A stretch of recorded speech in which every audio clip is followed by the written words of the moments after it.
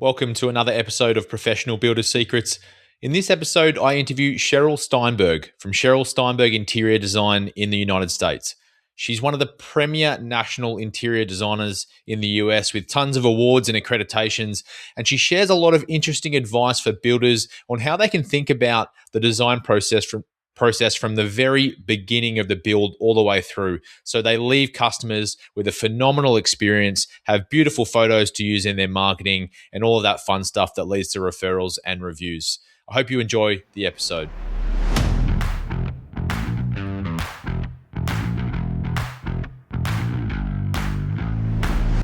This episode of Professional Builder Secrets is brought to you by Apparatus Contractor Services. Apparatus provides full scope, end-to-end QuickBooks precision construction accounting and CFO services for residential builders. If you feel like you can't completely trust your weekly and monthly financial reports, or you feel like you're flying blind, Apparatus will rebuild and operate your QuickBooks accounting system and give you precision construction accounting capability you can trust. Learn more at apparatusteam.com or on the APB Rewards Partner Directory. Welcome to Professional Builder Secrets, the podcast for building company owners wanting to grow safely and securely. I'm your host, Will Blunt, and today I'm joined by Sheryl Steinberg from Sheryl Steinberg Interior Design. Sheryl, welcome to the show. Hi, Will. Thank you so much for having me on the podcast. This is great. Yeah, I'm really excited to have you on today. We obviously had a couple of conversations in the lead up, and you've got some phenomenal experience to share with our audience today. So very excited to unpack all of that. Oh, yeah, I'm excited too. It's great to hear from a designer viewpoint when you're a builder, and I love hearing about the builder viewpoint as a designer. So it's kind of all works together. For those watching on YouTube, you've got a beautifully designed background, which Thank obviously you. demonstrates your skill set as well, which is nice. A few awards back there, but also some of your products and stuff, which is cool. Absolutely. I will get into what I do for consultations, but yeah, I mean, this is my office space, so thank Yeah, you. beautiful. No, I love the tones and everything. Not that I have any idea what I'm talking about though. Well, if you need a consultation, you know where to go. Yeah, exactly. Well, actually, why don't we start there? Why don't we talk about what it is you do and where that all started? Okay, great. As Will said, I'm Sheryl Steinberg. I'm owner of my interior architecture and design firm, Sheryl Steinberg Interior Design. I'm based in Bethesda, Maryland, right outside of DC. And I provide full interior design service locally, as well as specialized remote interior design consultations anywhere you live. I work with builders, remodelers, and homeowners who want to begin their remodeling project with a professional, clear design direction, a more concise scope of work, and really setting expectations to help create a general design efficiency and budget and some more accuracy right from the start. Um, I'm a preferred partner with APB, and I hold a BFA in Interior Architecture and Design. I'm a member of the NKBA, the National Kitchen and Bath Association, and I'm LEED accredited through the U.S. Green Building Council. I've had my design firm for 15 years. This is a second career. My first career was in economics and marketing on the corporate level. And I always worked with designers and photographers in the marketing realm. And so I just always loved architecture. So I went back to school for this. And it's been really great the last, I'd say 15 years. Plus, I did it kind of part time, so it was like about 5 to 6 years of actual like classwork. So That's a big change, the corporate career to working for yourself essentially. it was a huge change, especially because I was in marketing. Like I couldn't market. I worked for some like big companies, and I could market them. But when it comes to yourself, as all your audience will know, if you're working for yourself, it's a different ball game. So yeah, it's much easier marketing somebody else than it is yourself. I think. Sometimes it's just it is different. It's very different. But it's Depending on your been good. personality type as well. So if Yes. you're a little bit egotistical. It's a bit easier to market yourself. There you go. So talk to me then. Okay, so how does the interior design process fit into for the builders that are listening, which is most of our audience that are caring about the residential building process as a whole and that sales process they're having with customers? Where do you fit into that ecosystem, and how does it matter? Oh gosh, it really matters. I mean, you really can't build without a design, right? And ideally, from the beginning to during the planning process, I would bring in an interior design. It helps to create a more clear and accurate, helps you with your design scope before construction even starts. When builders and homeowners are aligned on the same page, a designer can really balance that out early on regarding selections, budget, expectations, timelines, helping the project run more smoothly and efficiently. Communication. There's so many layers involved in a build project, uh, and the customer. I mean, they're in a different realm than a designer, than a builder, and there needs to be a connection between the two in order for the process to run smoothly from the start.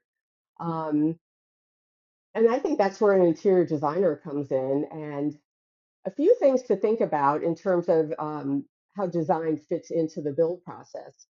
I think it really adds to the builder's team and their own process. I think it really strengthens it. Interior designers are, I think, personally speaking, an essential part of the project team, really helping to bridge the communication between the homeowners, the builders, the architects, the contractors, the trades.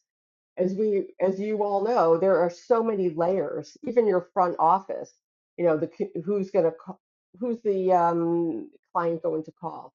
Um, so design is a huge piece of that. I think it creates alignment early on, getting in right from the start.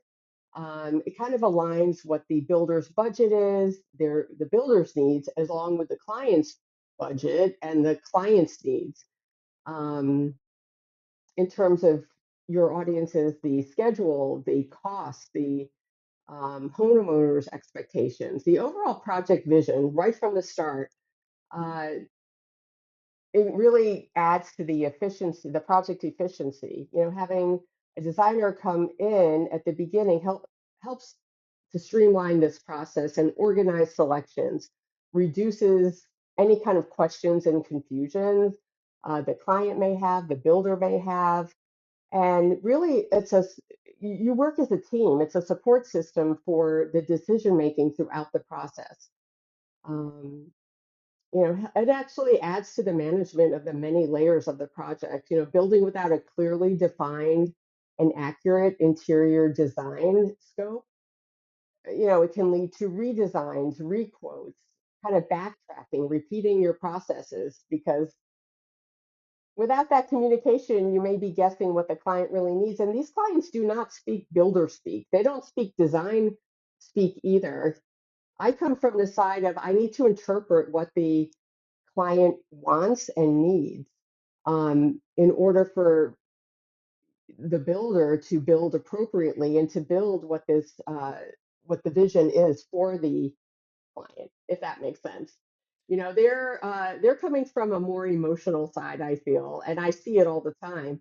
You know, this is their this is their in many cases their life savings. This is their investment, and they're putting that trust into you, the builder. And if you skip a very important step in terms of the design and what their needs are, I think that's where all these efficiencies start to kind of pile on with each other, and it causes you a lot of stress. And I think it affects your profitability, your operational accuracy, delays, scheduling issues. Once one thing goes off schedule, three other people are off schedule and they're on to their next job, and then you have to figure that all out again. And basically, I'm a firm believer in being proactive from the start, with a process that is efficient and functional within your organization. And we all know that in this business, what can happen will happen. And I think, you want to prevent that as much as possible. And adding in that design, that professional designer, not just someone who just picks, you can always pick a faucet and a vanity, but, you know, what kind of faucet, what kind of vanity? Do they have special needs? Do they want to bend down? Do they want to pull out the drawer? They're people have all sorts of. I've never had the same design twice. I've never had the same type of client twice. Everyone's so different. And I think in the end, you want a great uh, client experience and you want a great business experience. Um, so the less you have to repeat and deal with delays, the more time you could spend on your own business, not necessarily in your own business. Gives you more Great. time, less time to less fires to put out. Um, when I'm hired, I've been hired many times in the midst of a project, and even like I had a client, for example. She hired a very reputable new build uh, builder in this area, and it was a lead home. She wanted the lead credits. She had her mother living with her in her 80s, and this was a huge upscale home, and she was busy with her own business. And when she called me, I wondered why she wanted to hire me at this point. That it was basically built except for the finishes, some of the cabinetry, although the lighting, all of that. And I was surprised because here she is in the midst of this multi-million-dollar project and she hasn't chosen these things yet. And she told me her selections, it was unbeknownst to her that they were generic, they were not lead, they did not reflect her vision. Um, she didn't like what they chose, and most clients don't, like I said, don't understand a builder process. And if you're a builder and you're just going ahead to build just to build to move on to your next project, it doesn't, for me, in my opinion, doesn't really work so well. The client's stressed, your people are stressed, and you're not happy. There's a lot of frustration, and obviously at this point, it should have been discussed.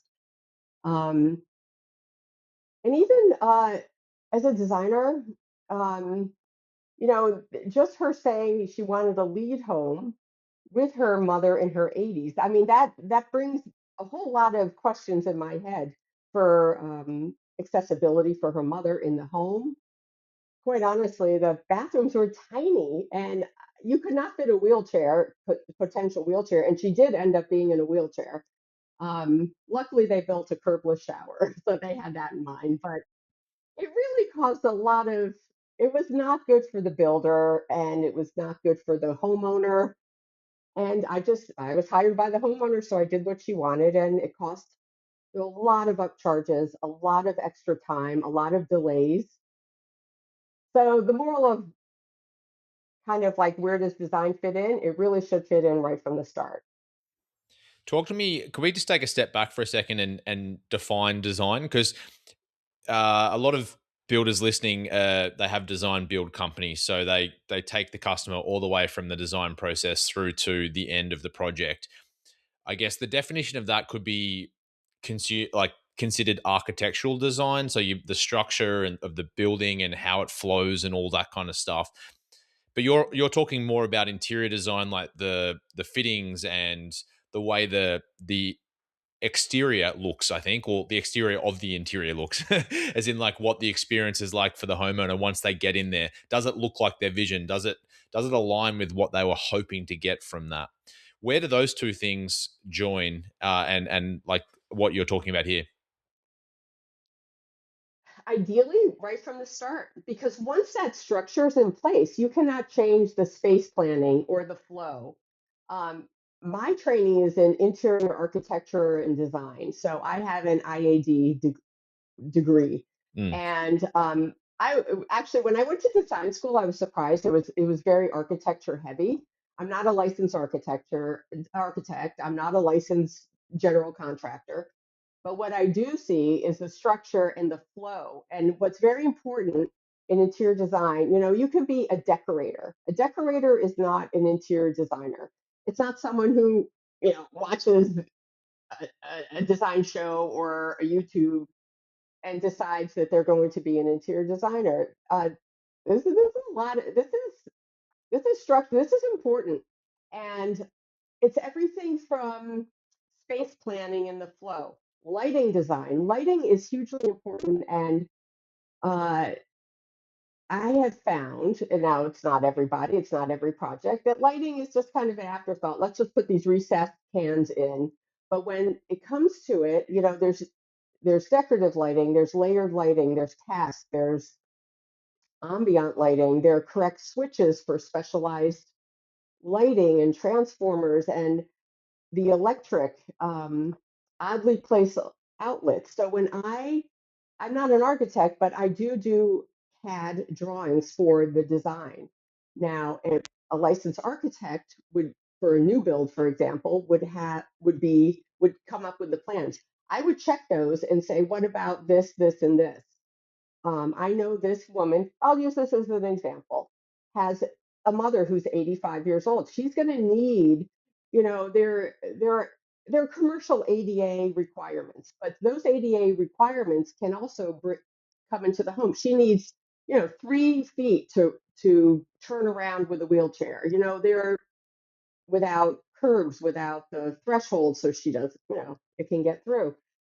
That's just an example. You could have the same examples with young children, with, just athletic people who have former athletic injuries. I've had that also, where they need a special tub or they have special wellness needs. Mm. So there are so many things that go into interior architectural designer. Now, if you just need someone to, put pretty colors in, that you can have a decorator. You can do it yourself, but that's not what someone like I would do working with a builder. Um, I consult. Sometimes someone, a homeowner or a builder, just needs a consultation.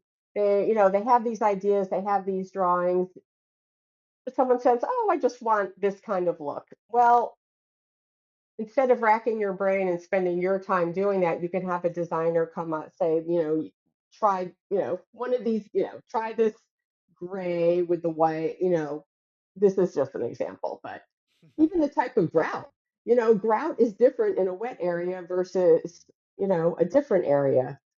I am so after personally after 50, over 15 years of building and doing my own building, I practice what I preach. I have remodeled 4 of my own homes. I've moved around the country, and let me tell you, I've seen it all. I think I probably haven't seen it all because there's always something new, but especially with the technology now and AI, these people might have these expectations, but this is, I'll get an AI photo from someone but it's not real. Like you can't do that. You can't put this plumbing on this exterior wall in your kind of environment. That is not allowed permitting. Yeah. I'm not an expert in permits, but I Yeah. know the general do's and don'ts and um, what goes on underneath the tile. Yeah. It sounds to me from a builder's perspective that we're talking